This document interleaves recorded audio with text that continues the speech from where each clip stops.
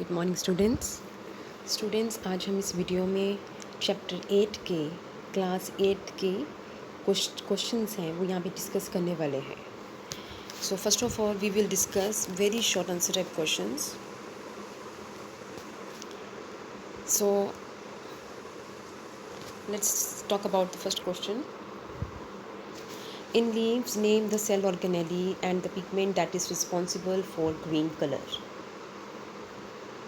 बेटा लीव्स के बीच में कौन सी सेल ऑर्गेनेली होती है और कौन सा पिगमेंट होता है जो कि ग्रीन कलर के लिए रिस्पॉन्सिबल होता है, ये हमने बताना है. So answer is the cell organelle is chloroplast and chlorophyll is the pigment. Organelle कौन सी है? क्लोरोप्लास्ट है. और क्लोरोफिल कौन सा है इसमें? पिगमेंट जो है that is the chlorophyll pigment that is responsible for green colour. Leaves के बीच में ग्रीन कलर के लिए जो पिगमेंट रिस्पॉन्सिबल है that is the chlorophyll. It is because of this pigment. इस पिगमेंट की वजह से सनलाइट जो है, जो सन की एनर्जी होती है वो कैप्चर कर लेते हैं प्लांट्स और फोटोसिंथेसिस जो है वो टेक प्लेस होती है. Then the instrument use to observe cells. जो इंस्ट्रूमेंट हम सेल्स को ऑब्जर्व करने में यूज़ करते हैं that is the microscope.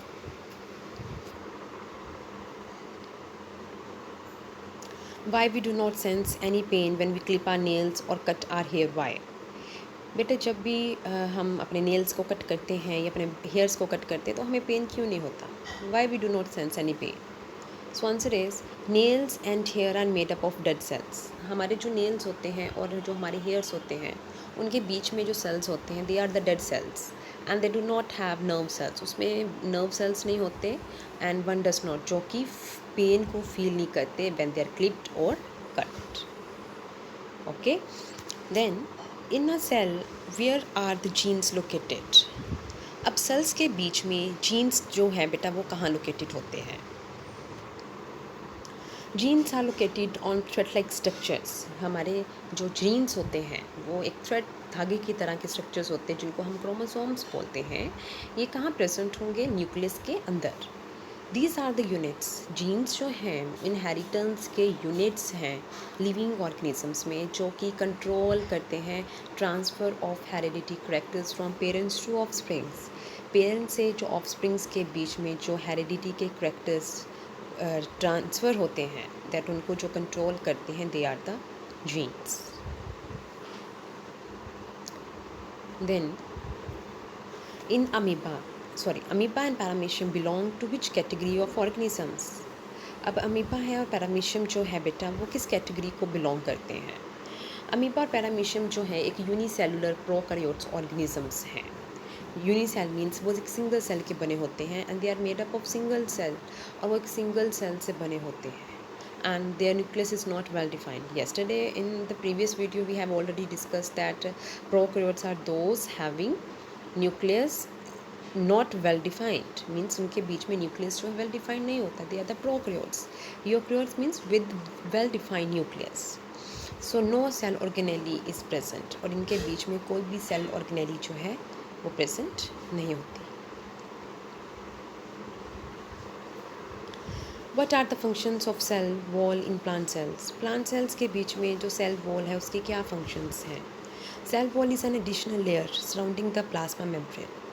Cell wall जो है बेटा प्लाज्मा मेम्ब्रेन को सराउंड करने वाली एक एडिशनल लेयर है प्लांट सेल्स में. और इसका फंक्शन क्या है? शेप और सपोर्ट देना प्लांट सेल को.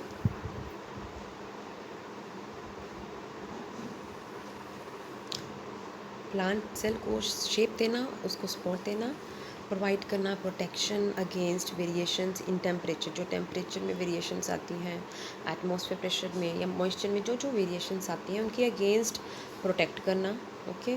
वाटर को लूज होने से बचा के रखना और कंट्रोल करना the rate and direction of cell growth and regulates the cell volume.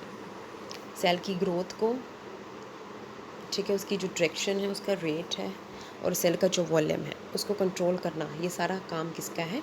Cell wall का.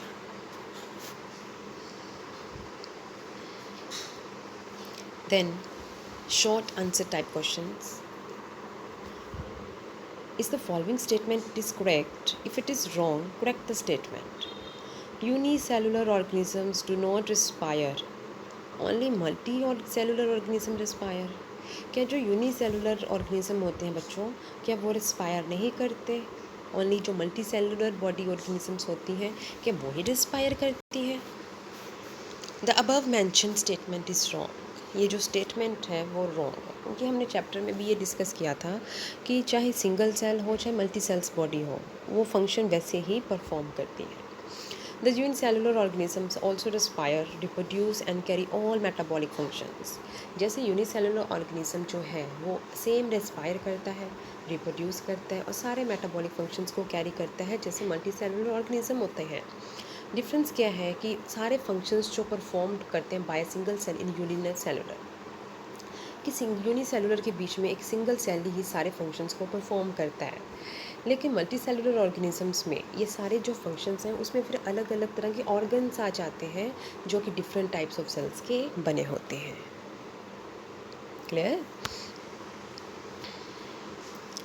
Then match the terms given in column 1 with the functions given in column 2 and fill the blanks given below the table.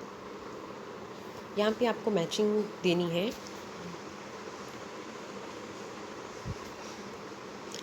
कि जो chloroplast है,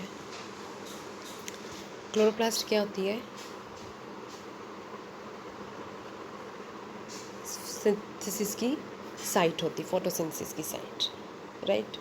जो cell membrane है वो क्या करेगा? Control करता है मूवमेंट्स को कि मटेरियल अंदर और बाहर मूव करते हैं सेल्स के। देन न्यूक्लियस क्या करता है?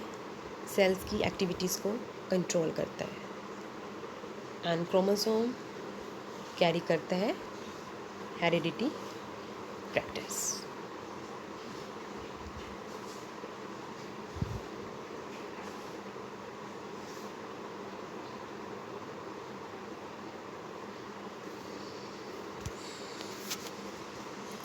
देन यहाँ पे एक आपको फिगर दी गई है बेटा, and you have to observe और आंसर्स देने हैं आपको, ठीक है।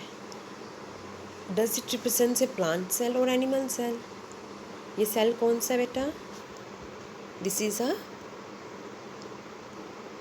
Animal cell. Very good. So ये जो अबव डायग्राम है ये हमें किस चीज़ को बता रही है? एनिमल सेल को। बिकॉज सेल जो है वो बाउंडेड होता है बाय सेल मेम्ब्रेन, ठीक है, और cell wall is absent. Cell wall जो प्लांट्स में प्रेजेंट होती है, इसमें नहीं। डज इट रिप्रेजेंट्स प्रोकैरियोट्स और eukaryote? It's a eukaryotic cell, क्योंकि इसके बीच में वेल डिफाइंड न्यूक्लियस है।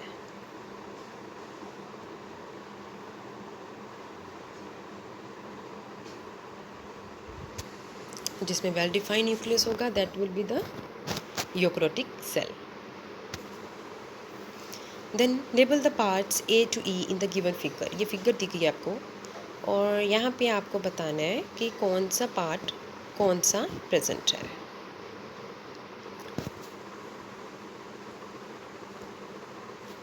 सेल वॉल है बेटा आउटसाइड, ठीक है, और अंदर वाली सेल मेम्ब्रेन, यहाँ पे बीच में वैक्यूल्स होंगे, ये न्यूक्लियस है, और ये जो बीच में सब्सटेंस ये वाला जो पोर्शन है this is the cytoplasm.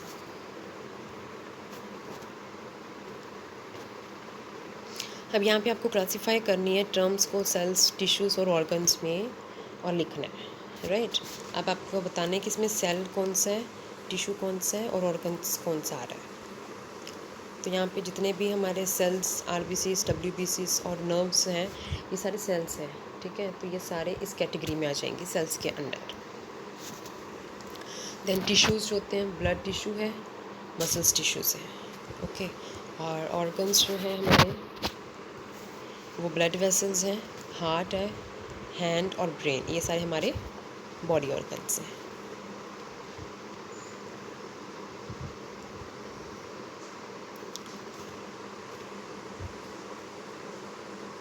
Next, read the following statements and write the appropriate term against each statement.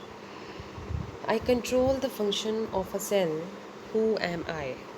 जो सेल के फंक्शंस को कंट्रोल करता है उसको हम क्या बोलते हैं बेटा? This is the nucleus. ये 1 मार्क में भी आपसे पूछे जा सकते हैं, ठीक है। I am like a policeman, I do not know anything everything to get in and out of the cell. जो कि सेल को मटेरियल को अंदर बाहर आने देता है वो कौन है? Cell membrane. And I transfer characters from parents to offsprings. Who am I? These are the genes. Genes जो है वो characters को पेरेंट से ऑफस्प्रिंग में ट्रांसफ़र करते हैं। देन फिलिप्स हैं थोड़े से यहाँ पे, वो भी डिस्कस कर लेते हैं हम। The outermost layer of the cell is the cell wall beneath which is the, उसके नीचे आ जाएगी cell membrane. The term dash refers to jelly like substance. Jelly like substance जो होता है उसको हम क्या बोलते हैं? साइटोप्लाज्म, ठीक है।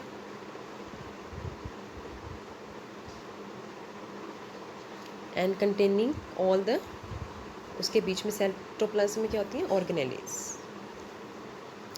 And the dash contains thread like structure. इसमें थ्रेड लाइक स्ट्रक्चर्स होते हैं न्यूक्लियस में, और उसको बोलते हैं हम क्रोमोसोम्स।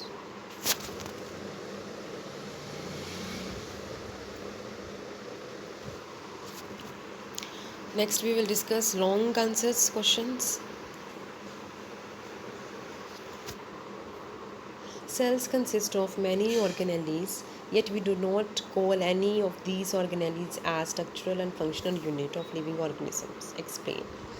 कि cells जो है वो consist करते बहुत सारी organelles को, but फिर भी we do not call any of these organelles as, फिर भी हम इनको structural या functional unit नहीं बोलते organisms की ना। क्यों ऐसा है? द सेल ऑर्गेनेलीज, जैसे उसकी माइटोकॉन्ड्रिया है, गोल्जी कॉम्प्लेक्स है, राइबोसोम्स, न्यूक्लियस है, सो हैव द स्पेसिफिक, इन सब के अपने अपने फंक्शंस हैं और ये अपने अपने फंक्शंस को कैरी आउट करती हैं सेल्स में, but they do not be called as, लेकिन हम इनको ये नहीं कह सकते कि ये स्ट्रक्चरल और फंक्शनल यूनिट्स हैं ऑर्गेनिजम्स के। इट इज़ बिकॉज, क्यों है ऐसा? Because they can function only when present inside a living cell. ये जब सेल के अंदर प्रेजेंट होंगे बेटा, ये जो गोल्जी कम्प्लेक्सेस हैं, राइबोसोम्स, माइटोकॉन्ड्रिया, ऑर्गेनेलीज जो हैं, जब तक सेल के अंदर प्रेजेंट हैं ये तब तक अपना फंक्शन कैरी करेंगी, फंक्शन परफॉर्म करेंगी। They can not act as independent. अगर हम इनको कहें कि इंडिपेंडेंटली काम करो तो they can't do. The cell on the contrary has independent existence. लेकिन जो सेल है उसकी एक अपनी इंडिपेंडेंट एग्जिस्टेंस है।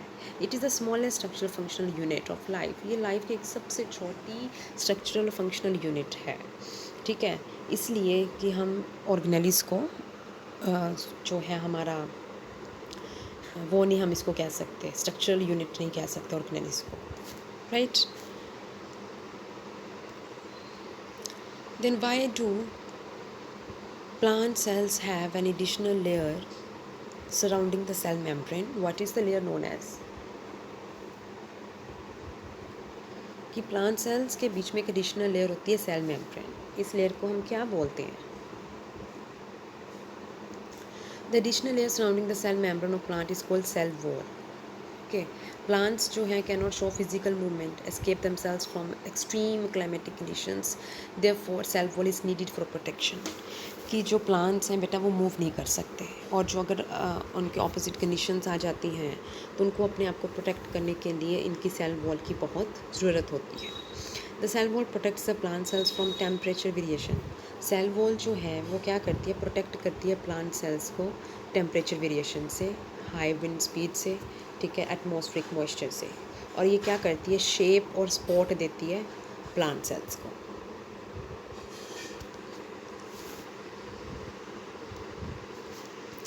Then our last question is, the size of the cells of an organism has no relation with the size of its body. कि जो sales हैं, साइज़ जो सेल के ऑर्गेनिजम्स के हैं उनका बॉडी के साइज़ के साथ कोई रिलेशन नहीं है। Do you agree? The size of the cells of an organism is not related, the size of its body. This can be understood with the example of elephant and rat. The cells जो बेटा elephant के बीच में हैं वो इतने बड़े नहीं हैं जितना कि उसका साइज़ है, और सेल्स जो रैट के बीच में इतने छोटे नहीं हैं जितना रैट का साइज़ है. Hence proving that the cells are not related to the size of organism. ये चीज़ जो है ये प्रूव करती है कि ऑर्गेनिजम्स का जो साइज़ है वो उसके साइज़ जो सेल का साइज़ है वो ऑर्गेनिजम्स के साइज़ के साथ रिलेट नहीं करता. However, the size of the cell is related to the function. जो साइज़ है सेल्स का वो किसके साथ रिलेटेड है? फंक्शन के साथ जो परफॉर्म करता है. The nerve cells in both, जो नर्व सेल्स रैट के बीच में और एलिफेंट के बीच में वो लॉन्ग और ब्रांच्ड हैं और वो सेम फंक्शन परफॉर्म करेंगी ट्रांसफ़र और मैसेज को रिसीव करने का. This helps in coordination of different functions of body parts. और ये क्या करता है? बॉडी पार्ट्स के डिफरेंट जो फंक्शंस होते हैं बॉडी पार्ट्स के उनको सबको क्या करेगा? Coordinate. So with this our chapter number 8 has finished. So I hope ये चैप्टर जो है आपको बहुत ईज़िली समझ आ गया होगा, चैप्टर और प्लस इसके क्वेश्चन आंसर्स. तो आप इस वीडियो को जरूर अच्छे से देखिएगा ताकि आपका जो कोई भी डाउट है वो ना रह जाए. ओके.